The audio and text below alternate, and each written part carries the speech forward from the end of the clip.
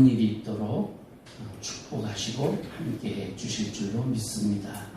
이 시간 옆에 있는 분하고 한번 인사합시다. 반드시 꼭 좋은 일이 있을 겁니다. 반드시 꼭 좋은 일이 있을 겁니다.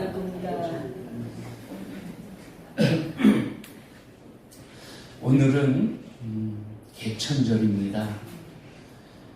BC 2333년에 하나님의 아들인 환웅이 세상을 널리 이롭게 하겠다는 홍익 인간의 이념을 가지고 저 태백산 신단수에 내려와서 나라를 세운 날이라.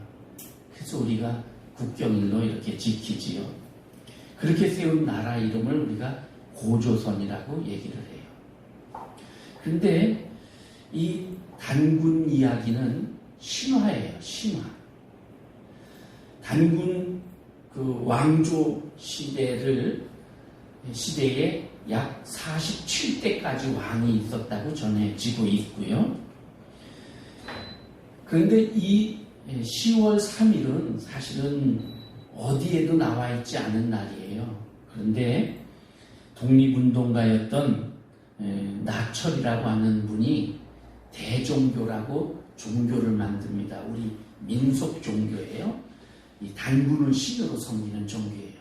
그 종교를 만들면서 이 10월 달을 상월이라고 해요. 좋은 달이라고. 풍년이들어 곡식을 거두고 아주 아름답고 좋은 달이라고. 그래서 상월에 행운의 숫자 3. 그래서 10월 3일을 이 단군께서 하늘을 열고 내려와서 그래서 이 나라를 세운 날이다. 이렇게 이제 선포를 하고 그렇게 하면서 일제시대 때를 지냈어요. 그리고 이제 나중에 다른 종교, 이 대종교를 통해서 증산교, 또 단군교 이런 민속 종교들이 엄청 많이 생깁니다. 한 40개에서 60개 정도 있어요.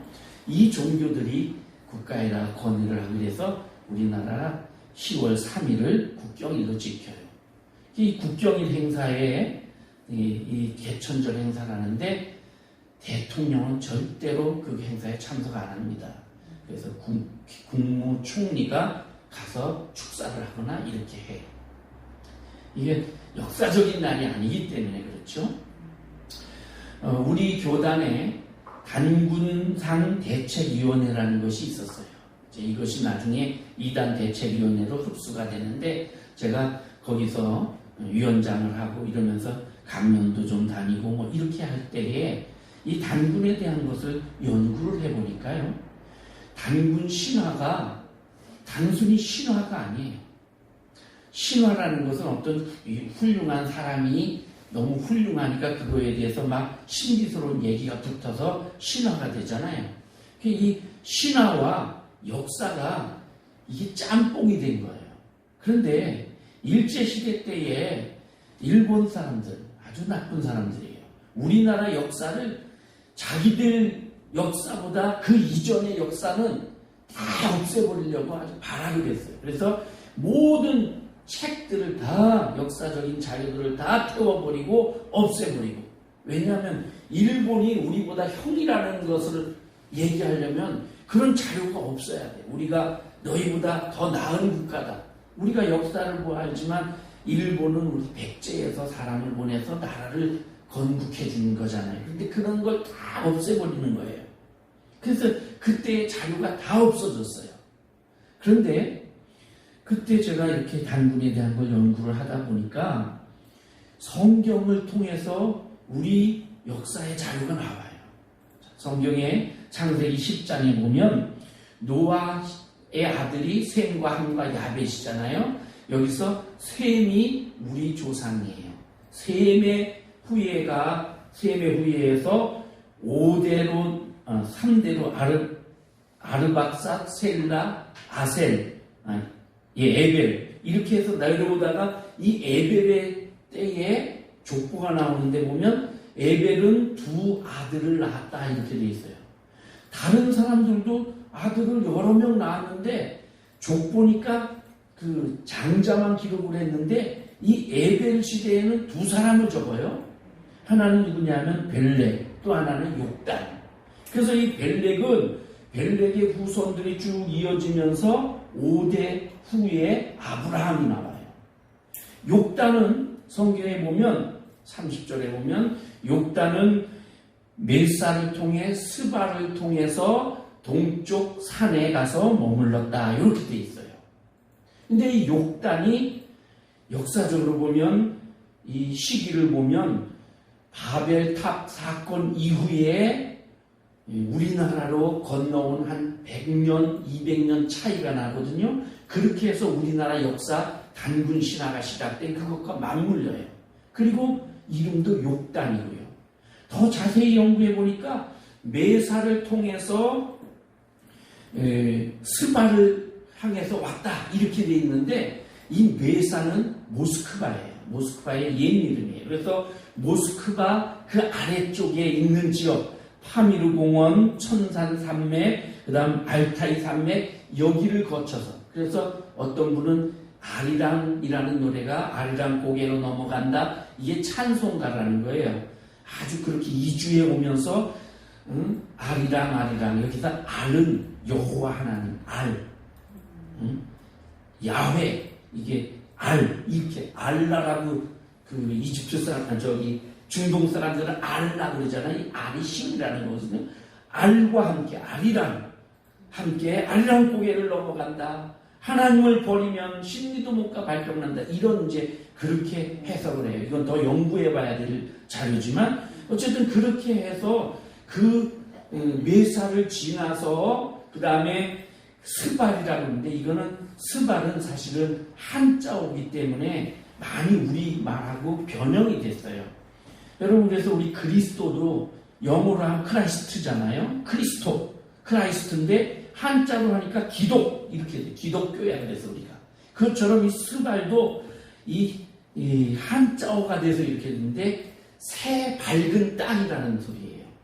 자 단군이 내려올 때 신단수 이 태백산은 묘양산이라고도 하고 구월산이라고도 하는데 그 산 아래 신단수 나무 아래에서 나라를 세웠다. 근데 이 신단수가 귀신 신자에 신이라는 신자에 단자가 우리가 생각할 때 죄단이라는 단자여야 되는데 박달나무 단자예요. 그리고 숫자는 나무 숫자. 그러니까 신께서 박달나무 그 나무에서 나라를 세웠다. 이렇게 되는 거예요. 이 박달나무가 뭐냐면 밝은 땅이라는 우리 옛말이에요. 그러니까 동쪽으로 해 돋는 쪽으로 계속 이주를 했어요. 바벨탑 사건이 언어가 혼잡이 되고 나서 언어가 통하는 사람들끼리 이주해서 고개를 넘고 그래서 동쪽 끝 이쪽에 온 거예요. 성경은 이걸 기록을 해요. 그래서 왜 다른 사람은 아들 한 명씩만 기록하는데 여기 2명을 기록해서 한쪽은 아브라함의 후손을 계속 성경을 통해 기록을 하고 이쪽 또 한 아들은 동쪽으로 갔다고만까지 해야 되냐. 그래서 이제 성경을 연구하는 분들이 그래서 우리 민족은 하나님의 특별한 사명이 있는 민족이다 이렇게 얘기를 하죠. 자, 이 얘기는 나중에 제가 언제 시간 있으면 더 이거를 얘기를 하려고 해요. 우리가 여러분 배달 민족이라고 그러잖아요. 이 배달이 뭐냐면 박달이에요. 박달 민족. 그 박달이 아까 뭐래요? 밝은 땅. 그 우리나라는 밝은 땅의 나라예요. 그 밝은 땅, 그 스발, 밝은 땅의 그쪽 동쪽 산, 여기서 산은 어느 한 산이 아니고 산형 지역. 그래서 우리 동쪽에 있는 그쪽 이 동방을 얘기하는 우리 한반도를 이야기하는 거예요. 자, 제가 이게 얘기를 이제 조금 얘기가 또 다른 데로 길어졌는데 단군이 나라를 세웠다. 이 단군이라는 것은 우리나라 표현으로 이 단이라는 이름을 가진 임금 이런 소리인데 이 욕단이라는 사람이 단이라는 이름을 가졌잖아요. 그런 임금이 나라를 세웠다. 이렇게 해서 연결이 됩니다. 이건 좀 더 연구해 봐야 될 게 아니고요. 그런데 자 오늘 개천절이라고 그랬잖아요. 개천절은 사실은 우리나라 전통 종교에서 주장하는 그런 날이고요. 그런데 많은 이 사람들이 단군을 신으로 섬겨요. 우리나라 무당 중에 한 40%가 단군 초상을 이렇게 놓고 그리고 무당 일을 해요. 무슨 동자 신이니 무슨 신이니 막 이런 것들도 그런데도 다 보면 대부분 단군 신 저거를 해놓고 그 다음에 동자 신이니 무슨 신이니 이렇게 무당들이 그래요. 그런데 이 단군과 함께 또 무당들이 섬기는 신이 하나 있어요. 이 40% 정도 돼요. 이것도 정확히 통계를 내보면 알지만 누구냐면 관우예요. 삼국지에 나오는 관우. 관우를 신으로 섬겨서 관우하고 그 단군하고 초상화가 비슷해요. 관우도 수염이 길고 단군도 수염이 길고 이런데 누군지 일반인은 구별 못하지만 이제 전문가들이나 누가 보면 이건 단군이고 이건 그 관우구나 이렇게 구별하는데 관우가 그 정도로 아주 무예가 뛰어난 사람이었어요. 그게 옛날에 관우와 공자를 문무이성이라고 했어요. 이 글과 무술에 두 성자가 있는데 하나는 공자, 그 다음에 무예에서는 관우 이렇게. 그 정도로 관우에 대한 얘기를 아주 그랬나 봐요. 저 삼국지 좋아해서 어릴 때 아버님이 읽던 삼국지를 읽었어요. 어려운 낱말이 많은데 그때도 어쨌든 신나게 읽었어요. 여러분도 삼국지 좋아하는 분이 있을 거예요. 남자분들은 특히 영화로도 많이 나왔으니까. 그 중에 한 얘기 해주면 이 관우가 얼마나 멋있는 사람이냐면, 자, 지금 한 나라가 세웠는데 이 한 나라의 왕을 동탁이라는 사람이 막 쥐고서 나라를 어지럽게 하니까 온 나라의 각 부족의 그 제후들이 일어나서 이거 안 되겠다. 나라를 바로 세우자. 동탁을 없애고 이래 연합군을 만듭니다. 그래 연합군을 만들어가지고 원소라고 하는 사람을 중심으로 해서 연합군들이 모여서 저 동탁을 쳐부시고 나라를 바로 세우자 이러고 우쌰우쌰 모였어요. 그렇게 모였는데 거기에 이제 여러 제후들 지역의 유지들이 군인을 막 수백 명, 수천 명, 수만 명을 데리고 와서 합류를 하는 거예요. 거기 우리가 잘 아는 조조도 있었어요. 그런데 우리가 잘 아는 유비와 관우, 장비 삼형제, 이 도원결을 한 이 삼형제가 거기 나타납니다. 그러니까 사람들이 당신은 누구요? 그러니까 저는 한나라 왕실의 후예입니다. 유비가 그 왕과 같은 성을 쓰는 그런 왕손이거든요. 그러니까 사람들이 아니 그거 믿을 수가 있나? 관직은 뭐요? 전 관직이 없습니다. 시골에 사는 사람이라서 그냥 그 돗자리 팔았고 제 아우들은 술 팔고 돼지 잡고 이런 일 했습니다. 그러니까 거기 있던 제후들이 깜짝 놀라서 아니 뭐 이런 거에 왔어? 쫓아보내자 이래요. 그때 조조가 아닙니다 여러분. 지금 여기 당대의 영웅들이 모여있는 곳에 와서 저렇게 태연하게 말하는 걸 보니까 보통 사람이 아닌 것 같습니다. 지금 우리는 한 사람이라도 힘을 모을 때니까 저 사람 저기 앉힙시다. 그래서 저 뒷구석에 앉게 합니다. 뒤에 앉아서 이제 막 술을 한 잔씩 따라 먹고 막 우리가 저 부수자 이거 막 이렇게 걸기대회 같은 걸 하는데 갑자기 군인 하나가 들어와서 우리 대장군인 손견이 죽었습니다. 그래요. 그러니까 우리 대장군이 죽었어? 좀 있으니까 또 군사가 들어와서 우리 조무장군도 죽었습니다. 그래요. 아이고 이거 큰일 났다. 우리 장군들이 둘이나 죽었어? 그러는데 밖에서 막 큰 소리가 나요.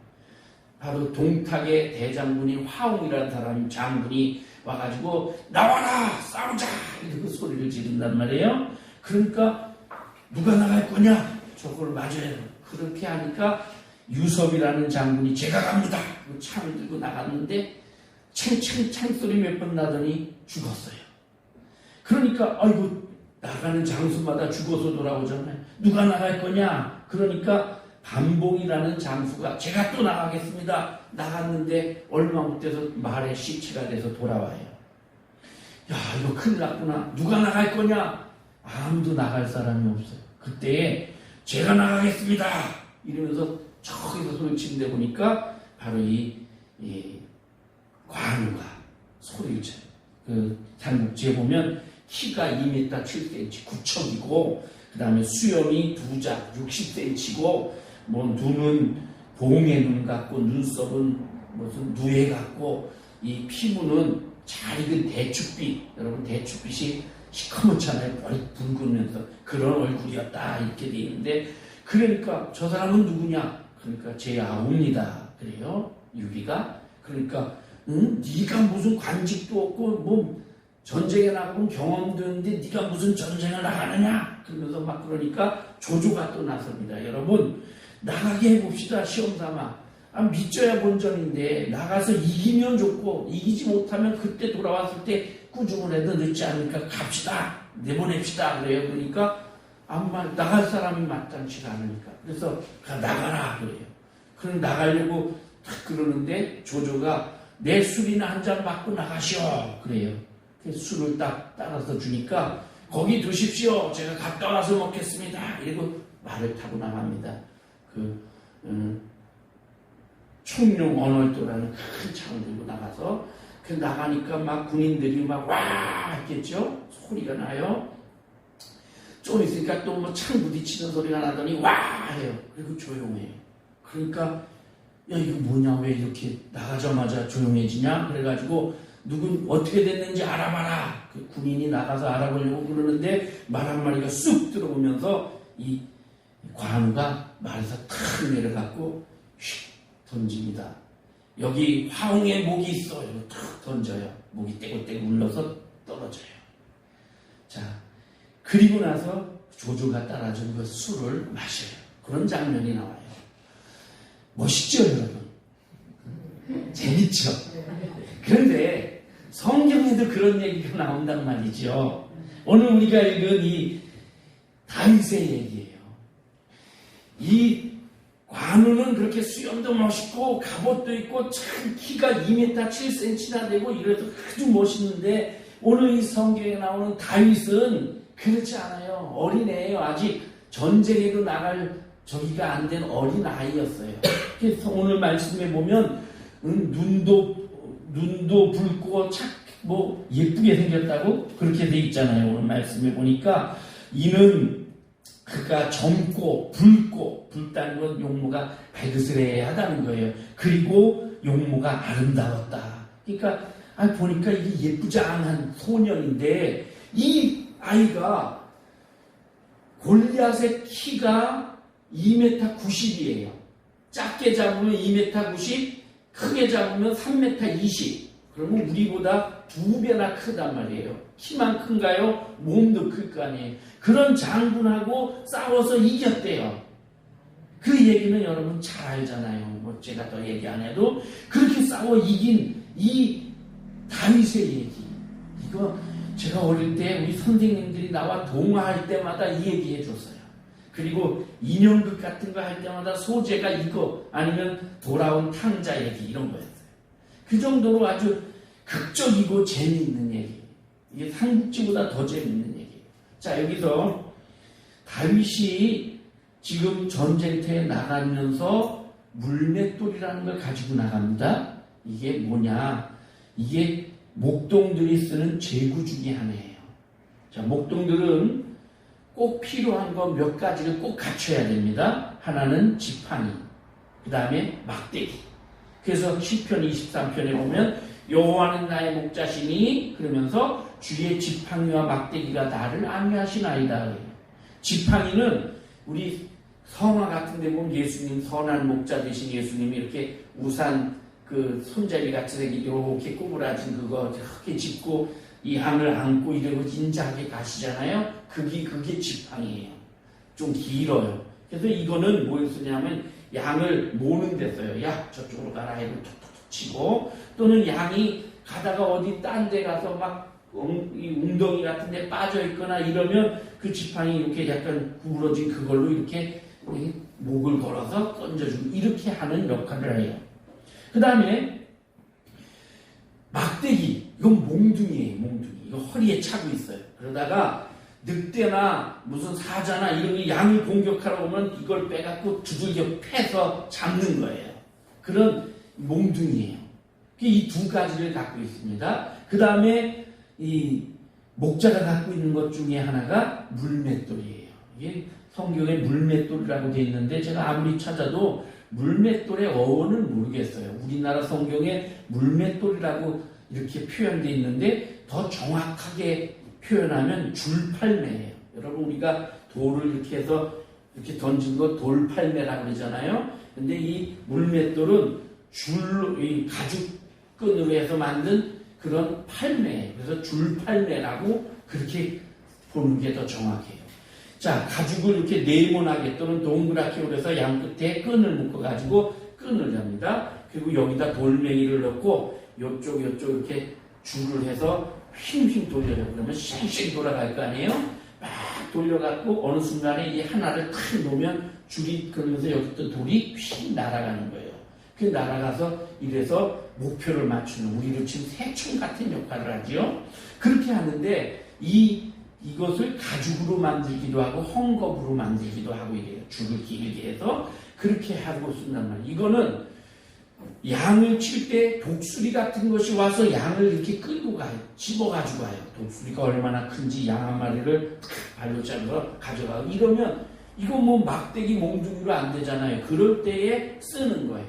또는 멀리서 이 양을 공격하려는 어떤 경우는 이걸로 팔매를 던져서 쫓아내는 역할을 하는 거예요.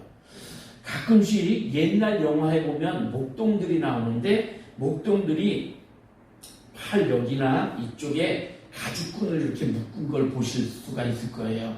이거는 어떤 비상용 끈이기도 하지만 거기에 이 물맷돌을 묶고 있는 거기도 해요. 거기 묶고 있다가 급할 때 이걸 풀러서 돌멩이로 해서 이렇게 하는 거지요. 그런 역할을 합니다. 그리고 이 물맷돌을 쓰려면 반드시 돌멩이가 필요해요. 그 다음에 오늘 성경에 보면 다윗이 그래서 막대기와 그 다음에 물맷돌과 주머니를 가져왔어요. 주머니가 하나 있어요. 허리에 차거나 이렇게 하는 주머니가 있어요. 어깨로 매기도 하고 이 주머니 속에 무슨 뭐 조그만 칼 또는 이 주먹밥 같은 것도 넣고 송곳이나 이런 걸 넣어서 가지고 갑니다. 그런데 오늘 성경에 보면 다윗이 여기에 이 주머니에다가 돌멩이를 넣어가지고 전쟁터로 나갔다 이렇게 돼 있어요.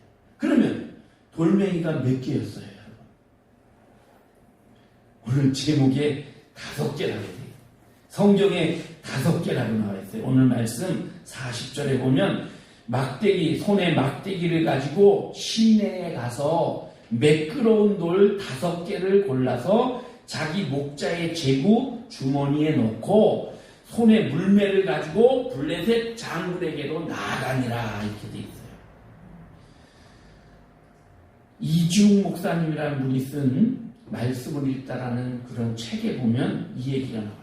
그런데 이렇게 이분이 어릴 때 부흥 강사님이 와서 부흥회를 하면서 이 얘기를 얼마나 멋있게 하는지 그러면서 여러분 우리 인생에도 반드시 골리앗 같은 그런 존재가 나타날 겁니다. 근데 자기는 어린 마음에도 맞아 우리 인생 살면 골리앗 같은 그런 어려움이 있을 거야.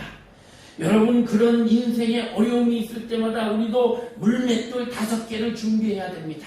이러면서 설교를 하는데 첫 번째는 믿음이요, 두 번째는 사랑이요, 세 번째는 은사요, 소망이요, 네 번째는 은사요, 5번째는 능력입니다. 이러면서 설교를 해서 성도들이 은혜를 받고 자기도 은혜를 받았다.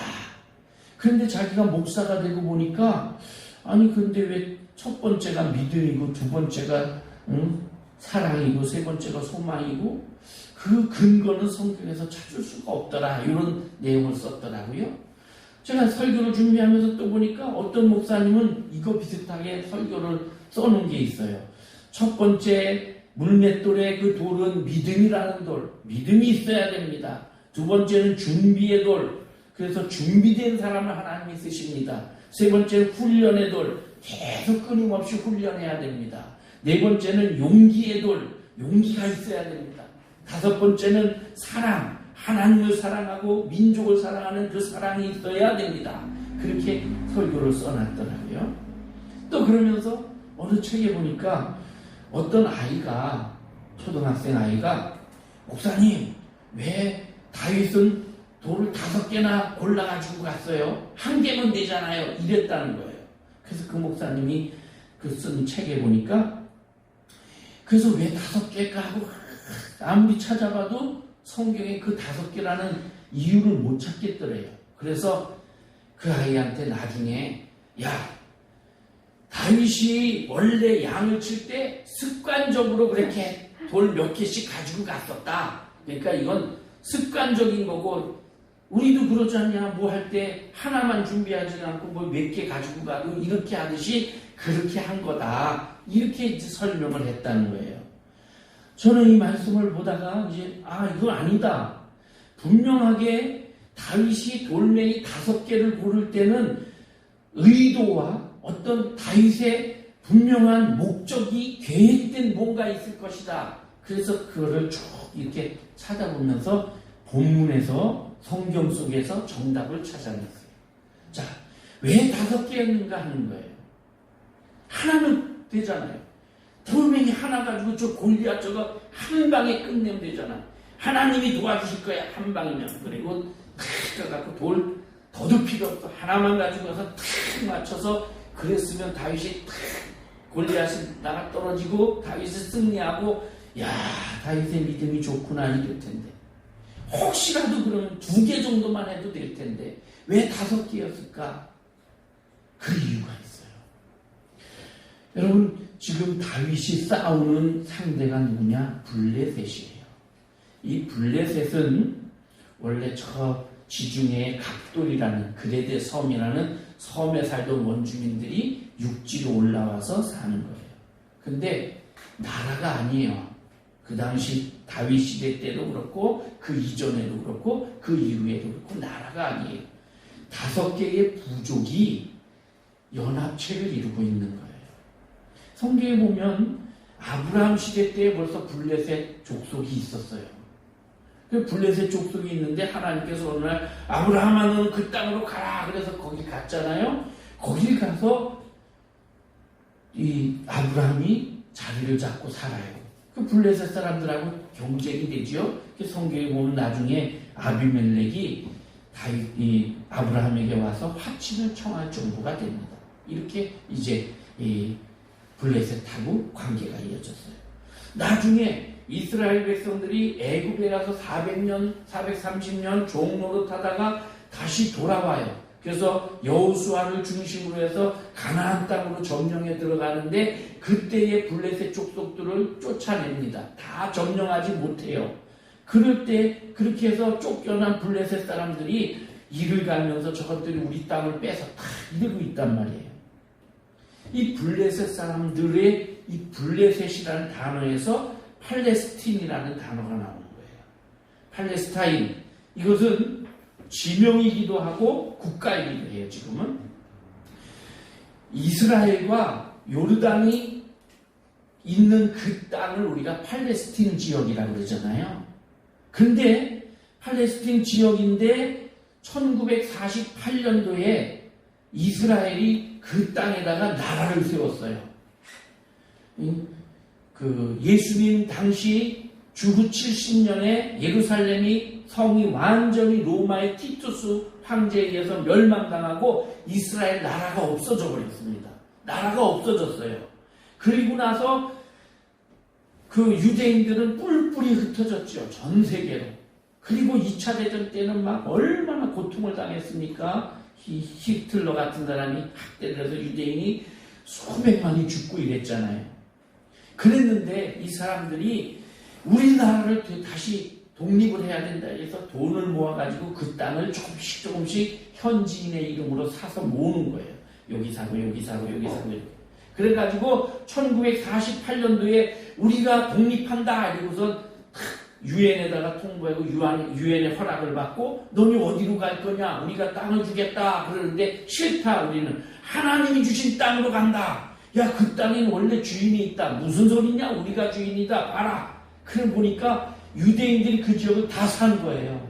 그래서 우리 유대인들 땅이다. 그리고 그 들어간 거예요. 그게 지금의 이스라엘이에요. 1948년도이죠.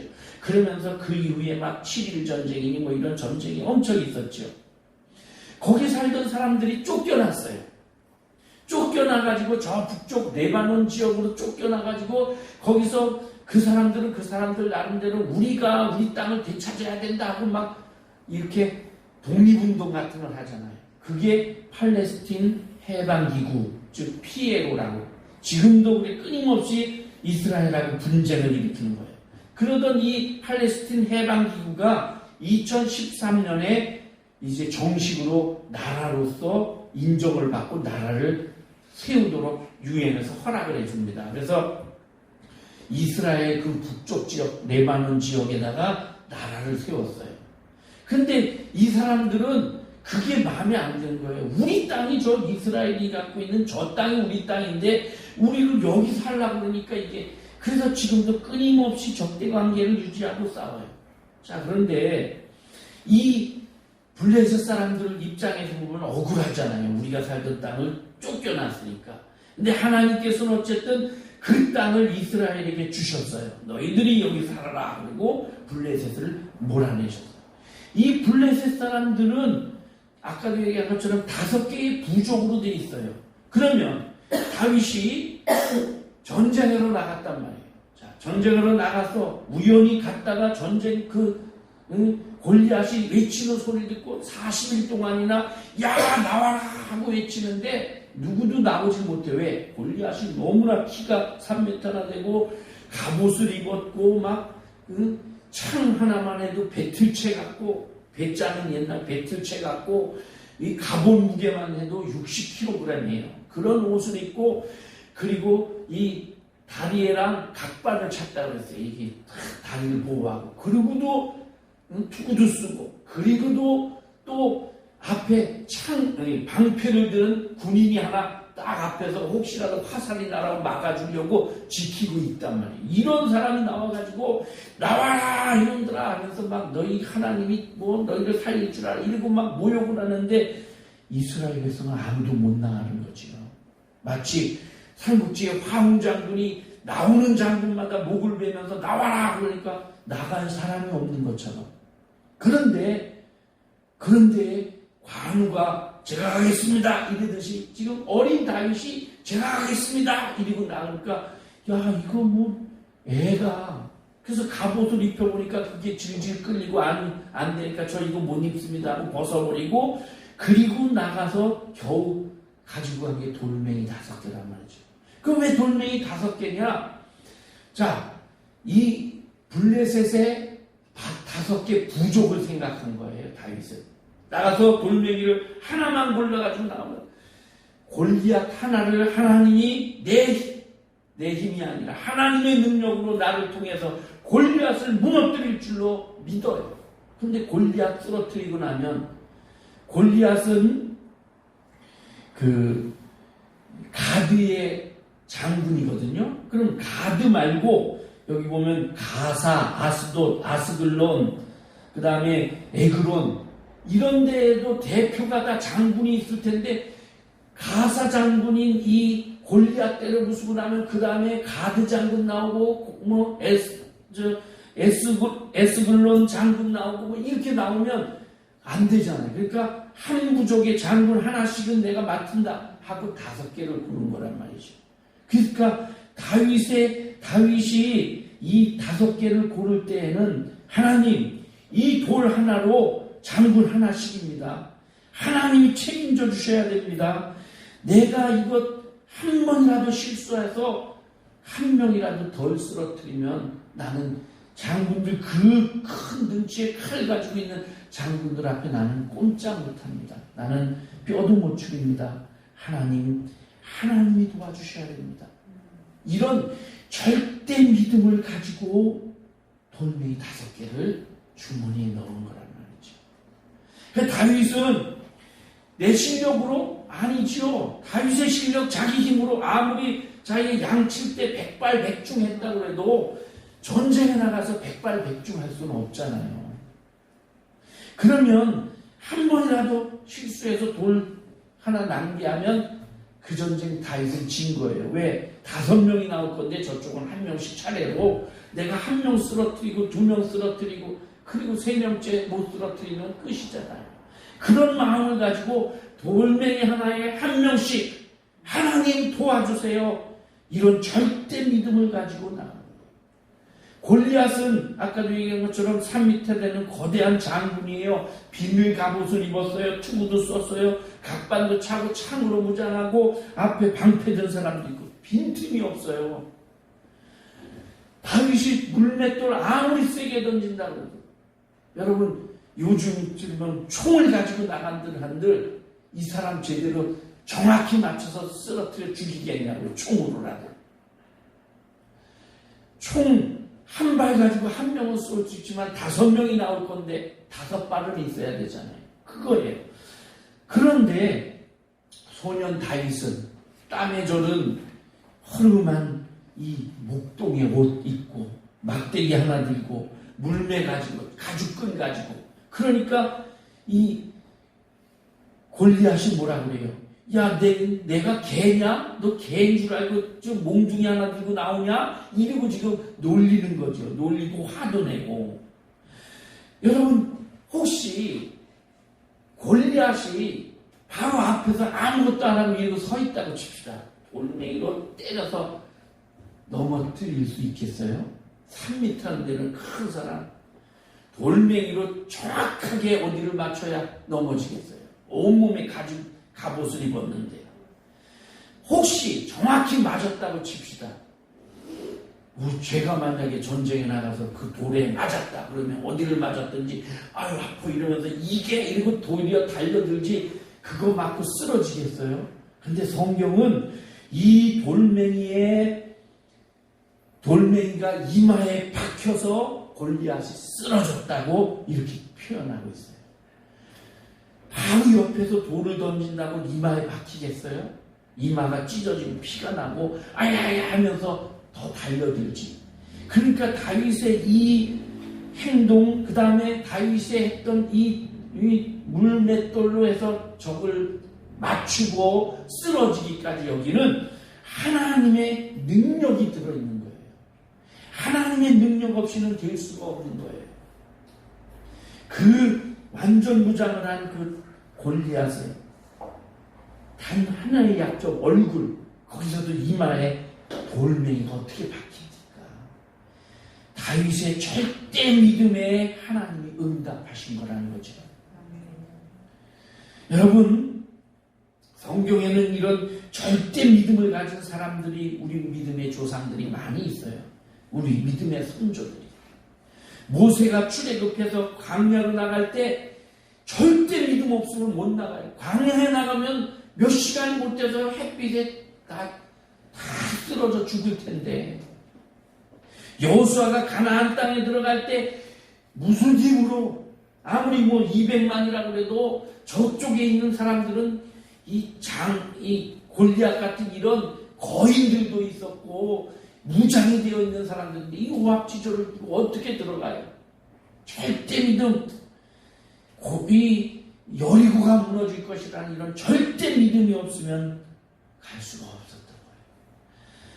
다니엘의 세 친구가 풀무불 앞에서 나는 전하지 않습니다. 이렇게 말할 수 있던 건 하나님께 대한 절대 믿음 때문이었어요.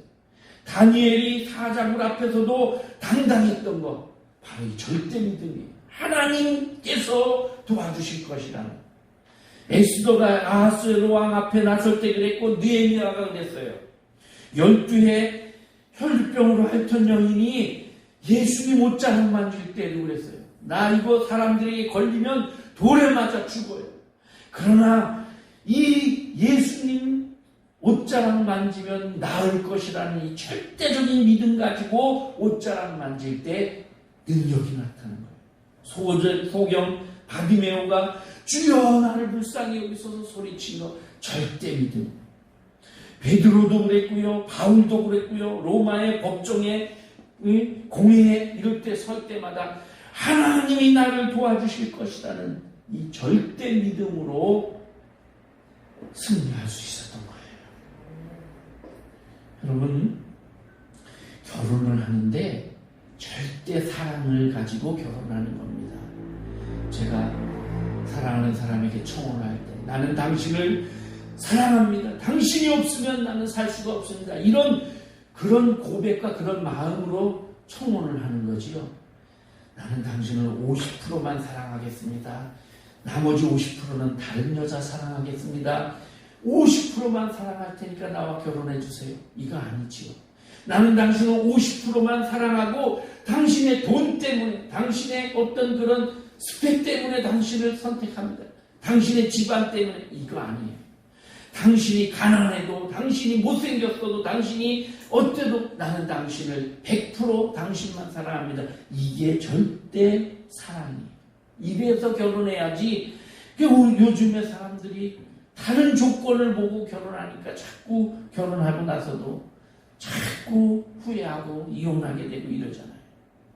여러분, 우리가 하나님 앞에 설 때에 바로 이 믿음이어야 돼요. 나는 하나님을 절대로 믿습니다. 반쯤 믿어드리는 게 아니고 90% 믿습니다가 아니고 하나님이 내게 도움되니까가 아니고 하나님이 아니면 안 됩니다라는 이 절대 믿음을 가질 때에 주님이 그 절대 믿음에 다윗에게 응답하셨던 것처럼 응답하신다 하는 것이죠.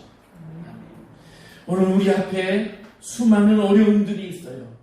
다윗 골리앗 같은 그런 고난이 우리 앞에 버티고 서 있어요.